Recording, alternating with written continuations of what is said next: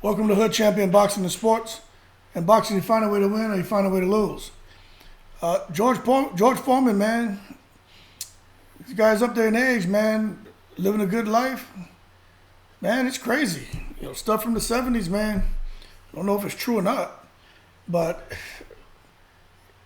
it's crazy to see how this stuff works out where years down the road, people start to, come after some of these guys who are in high profile positions. But right is right, wrong is wrong. Nobody knows what happened. But two women have filed lawsuits in Los Angeles against George Foreman, where they claim that he sexually abused them when they were teenagers in the 1970s, man. And one of the suits from one of the women alleged that Foreman had sex with her when she was 15 in San Francisco. And another woman in a separate lawsuit accused him of raping her when she was 15 and 16. Now, that's crazy, man. Try to think of George Foreman back then. These women talking about they were 15 and 16. It's just hard to process all that. You know what I'm saying? One of the lawsuits claimed that Foreman threatened to fire a woman's father, who was an advisor of his, if she didn't comply. So he used his position over her father to kind of, coerce her into, allegedly anyway, having sex. So both women say their fathers were associates of Foreman and met with him when they were children. So, of course, Foreman, who's 73 now, he's denied those accusations. And over the past 6 months, two women have been trying to extort millions of dollars from me and my family, is what Foreman went on to say. He said that falsely claiming that he sexually abused them over 45 years ago in the 1970s. He says he adamantly and categorically denies these allegations. A lot of people are saying it's an extortion attempt. I don't know what it is, but you just try to think. Especially then, Foreman, he seemed pretty close to his team. But you just never know, man. I'm gonna go ahead and remain neutral on this. But you think about just trying to think athletes in key positions or entertainers or anyone in with a high profile status. This is my thing. Now, I'm neutral on this, right? But I'm gonna talk real right now. I knew how it was becoming a teenager, actually before the teen years, all the way up to, let's say, now. Man, you don't need to be high profile to have a lot of women. And you definitely don't need to try to coerce a woman into doing nothing with you. So, because, my dad told me this a long time ago, women being born every day. No need to go crazy over one woman. You know what I'm saying? He's saying there's plenty of women out there. And I was like 11, 12, 10, 11, 12. That's when we, out there sniffing around. And my dad just sit back and all he used to tell us, don't mistreat no woman's daughter. Because, we had my brothers and I, man, and my partners, we had a lot of girls, man. So when I look at these guys, and this was like, we weren't even teenagers yet. We became teenagers, it was over then, But I just think about these guys in these high-profile positions, especially if you're over 18. Now, again, I'm neutral on it. I'm just talking in general. I can't understand what in the hell would make somebody in that position with all these women that are accessible and wanting to do the business, right? What the hell would make somebody want to go and chase after some young girl or have a woman, no matter how far you get with whatever is going on, and decide now you want to rape or force them to do something or abuse them, sexually abuse them or physically abuse them? Like, what? I don't understand that. So you're looking at a situation here with Foreman. We'll see how it all plays out. I'm neutral. But you look at the age of him and how old this is. and especially if he can prove that they've been trying to extort him. Now, I read one article that said they weren't trying to extort him. They were more or less trying to settle out of court. Now, I don't know how to take that. What do you think? If someone comes to you, if you know you're guilty of something and someone comes to you and is like, look, we can avoid all the press. Let's just settle out of court. And you're like, nah. I think I'm innocent. I know I'm innocent. You take it to court. And they go and I got all this press and media on you. That's a lot of stress, man. For a boxer like Foreman, and this isn't new where boxers' names have come up with situation with women. There's been some truth, there's been a whole lot of lies. But it's just, to me, when I think of Foreman being 73, it's crazy. And for those of you who are wondering, Foreman and being a boxer, or for any athlete or any person, right? Those lawsuits that were filed against George Foreman, it's crazy. They were the result of California's Child Victims Act of 2020. So there was an act recently enacted to kind of protect children who may have been a victim of something. Now, the thing is that Child Victim Act 2020, it extends the statute of limitations for California. Child abuse sexual survivors reaching adulthood to initiate a claim against their abuser. So if there was something done to you, it doesn't matter if it was 50, 60 years ago, you can come now and initiate a claim against your abuser. And that's what's happening here. And we'll see how the dust settles. I mean, my thing is, hey, I'm no forensic scientist. I don't know who's there. I don't know how they could prove it. But, let's say there was some truth to this. How do you prove it? You got George Foreman, amazing boxer, a legend. 76-5 was his record. Man fought from 1969 to 1997. How do you prove that? A lot of people say, man, something from 50 years ago, people are looking for a payday. Smells like scammers to me, But I don't know. But you get other guys out here making jokes. The ladies are getting old. They didn't plan for retirement, so now they're hitting up George. But I don't know, man.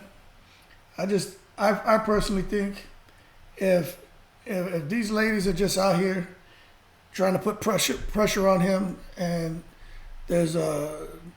and nothing can be substantiated, I just think they're wrong.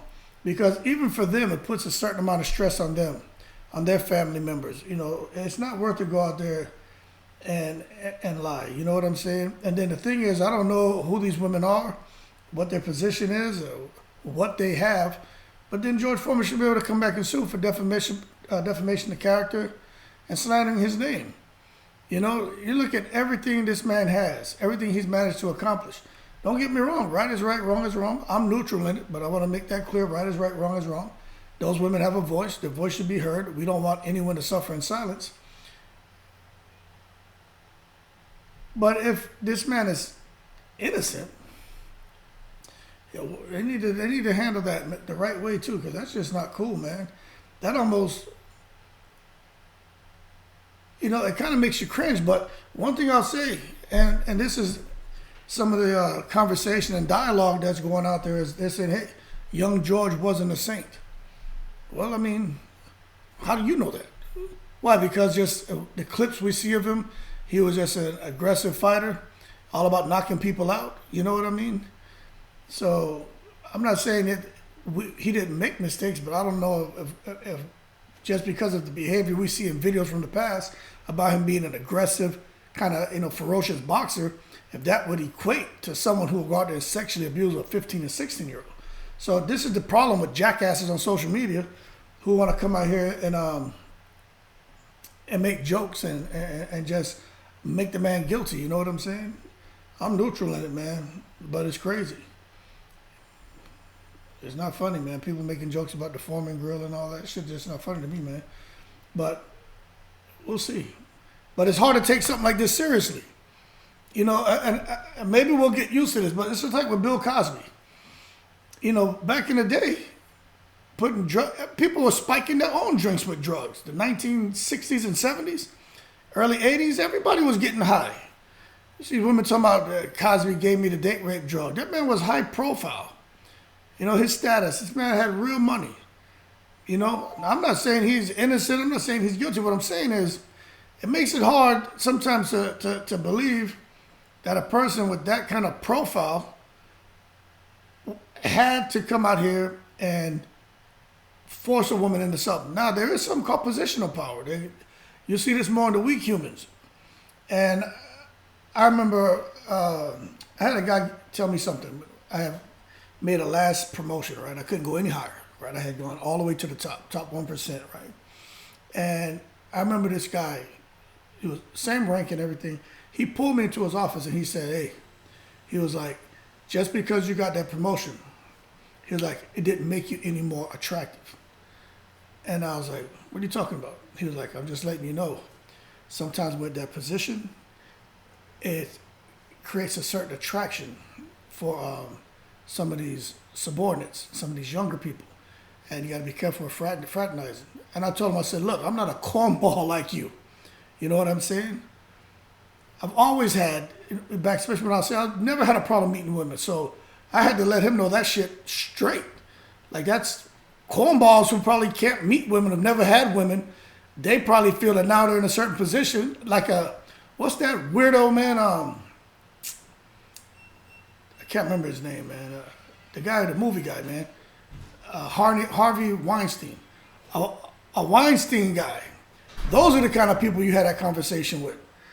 You know for sure that guy never had no women until he started getting money and getting into movies. Look at him. But you think about a guy like Cosby, you think about George Foreman, the high profile. I just can't see them still going and doing that. But we don't know. But I don't know. I think they need to get a fact-finding committee. There need to be something that happens before they allow people to just push this stuff to the public. You know what I'm saying? Sit back, arbitrator, have a legal team sit down and really scribble over all the facts, sanitize everything, and let's say, okay, let's see how the dust settles. And then if it's something legit, then push it out to the public. But if not, that's just crazy to me. Because I think it's unfair for George and those women at this point in time in their life to have that kind of stress, man. You know, it's just crazy. Almost 50 years. It's crazy.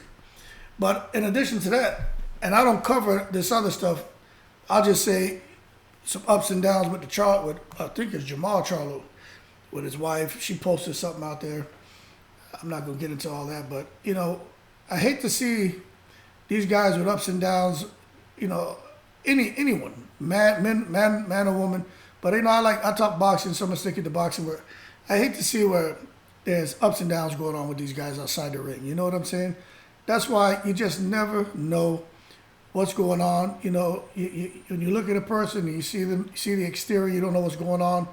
You know, behind that smiling face, you know, you just don't know. And I was at a boxing gym down in the city the other day, and there were a bunch of young kids in there, and they're all training. And I had my sons out there. We were messing around, and one of the coaches, man, was real vocal. I mean,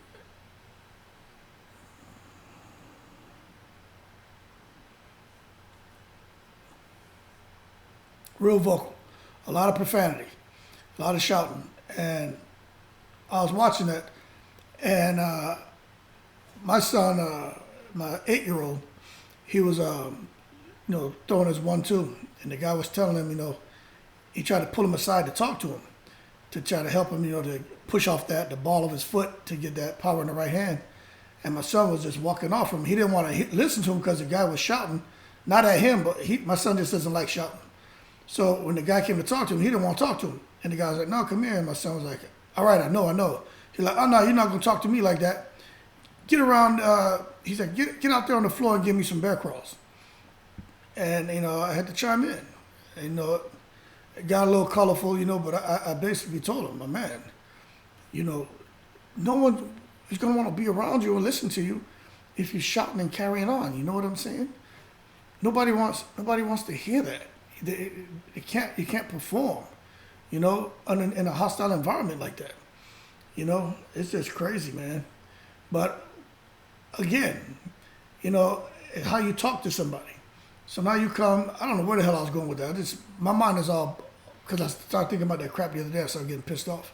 But you look at Charlo, he just never knows what's going on, you know, behind the scenes. So you look at him and having to come out here and be in the public and everything, they're already emotional guys, temperamental guys.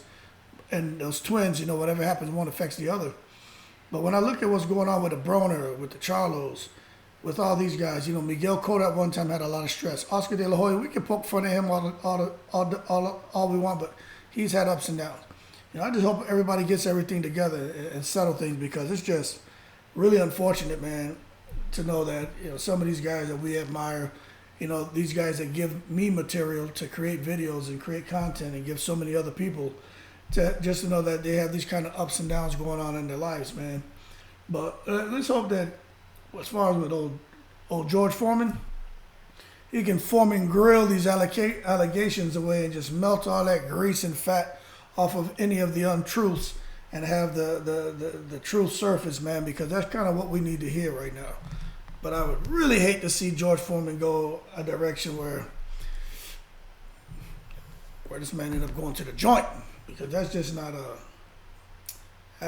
what I want to hear anyway, man. It's sad, but we'll see, man. Yeah, we'll see what's going on. But I just want to bring that to you, George Foreman, and he's stressing. I don't know if you guys knew he was in the hospital recently, man. I don't know if it's as a result of this, but let's just see what plays out. Nobody knows what's going on. I'm remaining neutral. I just wanted to bring that to you. That being said, shout out to the veterans. Shout out to everybody supporting the channel. Y'all keep cool, and we'll see what's going on with Big George Foreman in the coming weeks. I'm in the breeze.